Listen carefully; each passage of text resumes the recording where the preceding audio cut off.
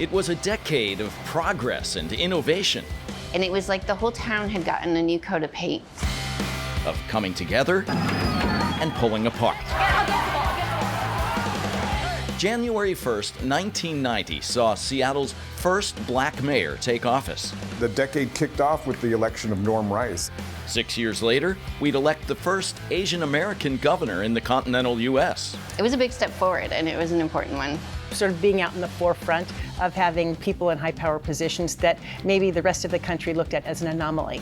Inclusion and a new respect for our waters led to Seattle's first salmon homecoming event in the early 90s. It became this place to acknowledge, to really mark the return of the salmon in the fall. And more than 20 years before legalization, weed culture found broad acceptance at Seattle's first Hemp Fest. What a scene, right? But the 90s weren't all joy and jubilation. An arson fire at the Pang warehouse took the lives of 4 Seattle firefighters. There were just so many layers of tragedy involved in that story. A tragedy made even worse by the fact that one of the Pang's own family members set the blaze.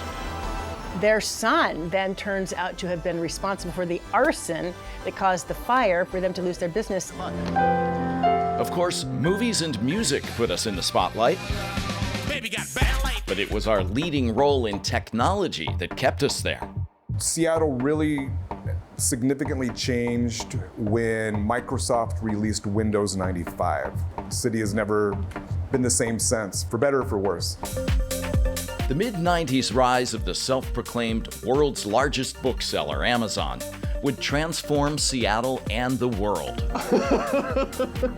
And give us one more reason to get online any way we could. When the internet first came out, not everybody had a personal computer or had access to the internet from their home. So a lot of people, they would go to these internet cafes that started popping up. And for a lot of people, including myself, that was our introduction to the internet.